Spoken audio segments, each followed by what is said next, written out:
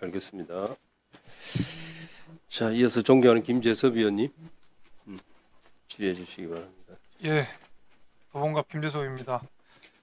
빗썸 수수료 얘기 좀 드리려고 그럽니다.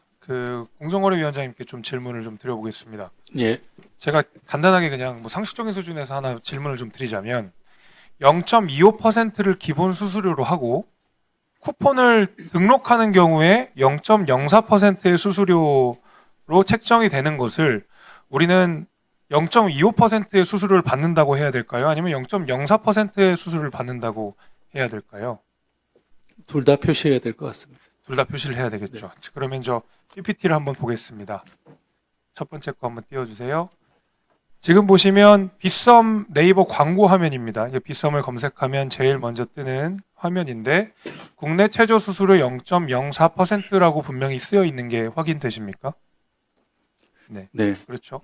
근데 제가 오늘 이 뭐 여러 언론 보도에서도 나왔지만 저희 의원실이 확인을 해본 바 실제로는 0.04%를 적용받는 소비자들이 뭐 그렇게 많지는 않았고 실제로 되게 높은 수수료를 받은 소비자들이 많았다고 합니다. 그러니까 쿠폰을 등록하는 절차를 거쳐야지만이 실제로는 0.04%의 수수료 적용을 받을 수 있음에도 불구하고 저렇게 버젓이 0.04%라고 쓰여 있습니다. 이거는 좀 제 생각에 문제가 있는데 공정거래위원장님 어떻게 생각하십니까? 예, 그 부분은 뭐 소위 다크 패턴에 해당할 소재가 있어 보입니다. 그렇습니다. 예. 그래서 제가 알아보니까 실제로는 평균 0.051% 그러니까 그 0.04%보다 훨씬 높은 수수료를 책정이 됐고 그로 인해서 실제로 이걸 뭐 부당한 거라고 생각한다 그러면 부당이익이 한 1,400억 이상 빗썸을 가져갔다라고 하거든요. 저는 이 수수료 사기로 규정했을 때 1,400억 이상의 부당 이득이 생긴 거면 저는 꽤 큰 문제로 다루어져야 되는 게 아닌가라고 생각이 됩니다. 그리고 나서 제가 언론 기사 몇 개를 훑어보니까 빗썸 측에서 내놓은 이야기입니다. 뭐 공식적으로 내놓은 건지는 잘 모르겠습니다만은 기사에서 확인한 내용을 보게 되면 자기네들은 이게 이제 뭐 고객들한테 충분히 안내를 했다, 팝업도 띄우고 이렇게 했는데 제가 보니까 꼭 그렇진 않은 것 같아요. 그 다음 화면으로 좀 보겠습니다. 보시게 되면 이게 가입 절차거든요. 가입 절차를 해서 저기 수수료 쿠폰 등록 바로 가기라는 걸 들어가서 실제로 등록하기까지 눌러야지만 0.04%까지 갈 수가 있는 거니까 5만 대다 광고했기 때문에 모든 소비자가 넉넉하게 0.04%를 쿠폰 등록을 통해 적용받았다라고 이야기에는 어려울 것 같습니다. 다음 거 해주십시오. 다른 문제도 좀 지적해 볼 건데 업비트랑 코인원을 보시면 제가 빨간색 그 레드라인을 쳐놓은 데를 보시게 되면 수수료가 0.05%다. 업비트에는 이렇게 표기가 되어 있고요. 코인원에도 0.2%라는 걸 적어놨는데 빗썸에서 보시면 확인이 안 되지 않습니까? 수수료라고 해서 물음표라고 되어 있지만 실제로 몇 %라고 쓰여놓지는 않았습니다. 그러니까 소비자 입장에서는 당연히 내가 0.04%를 적용받는다라고 생각하고 오인할 수 있을 가능성이 지금 그 가입 절차 그리고 이 코인을 매수하는 절차에서 다 좀 문제점이 좀 있었다고 보입니다. 다음으로 넘겨주십시오.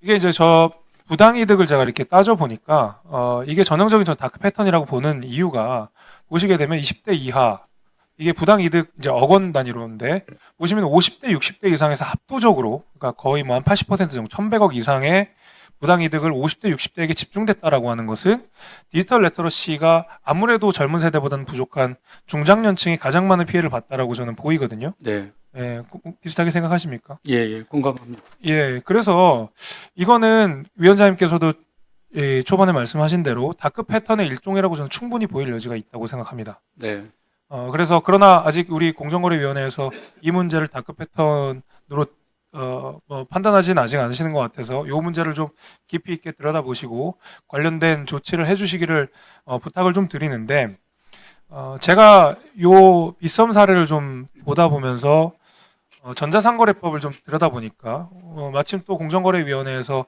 이 다크 패턴의 종류를 19가지 정도로 정리를 해서 올려놓으신 게 있더라고요. 올해 네. 처음으로 예. 시행령으로 이제 시행이 되기 시작했던 내용들인데 보니까 과태료가 뭐 1,000만 원 이하 이제 이 사례 같은 경우는 한 500만 원 정도밖에 해당이 안 되는 거라서 부당이득이 1,400억 이상 받아간 상황에서 과태료가 500만 원이라고 하는 거는 제 생각에는 현저하게 이 솜방망이 처벌이라는 느낌을 감추기가 어렵습니다. 그래서 제가 해외사를 찾아보니까 이런 과태료를 징수할 때에 보통 부당이득에 비례해서 과태료를 책정하기도 하는데 지금 우리나라는 절대액을 500만 원으로 정해놓다 보니까 사실은 500만 원 받는 차라리 맞거든요. 제가 사업자 입장이라 그런다면. 그래서 저는 장기적으로 이 전자상거래법 개정을 해가지고 과태료를 부당이득에 비례해서 징수할 수 있도록 하는 방안으로 해야 된다고 생각하는데 공정거래위원장님 어떻게 생각하십니까?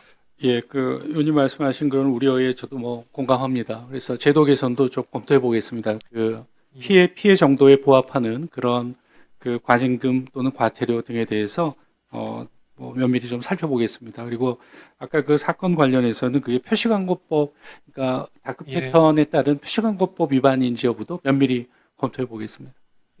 그리고 실제로 제가 또 알아보니까 이 빗썸이 다른 업체에 비해 수수료가 기본 수수료는 제일 높더라고요. 근데 0.04% 제일 낮다 이런 식으로 그 네이버 광고에서 보시다시피 그렇게 광고를 하는데 그런데 쿠폰 등록을 번잡하게 해놨으니까 저는 굉장히 의도성이 있다고 보이고 소비자를 기만하는 행위라고 저는 생각을 하기 때문에 공정거래위원장님께서 좀 이 문제를 철저하게 좀 검토해 주시기를 부탁드리겠습니다. 예, 잘 살펴보겠습니다. 감사합니다.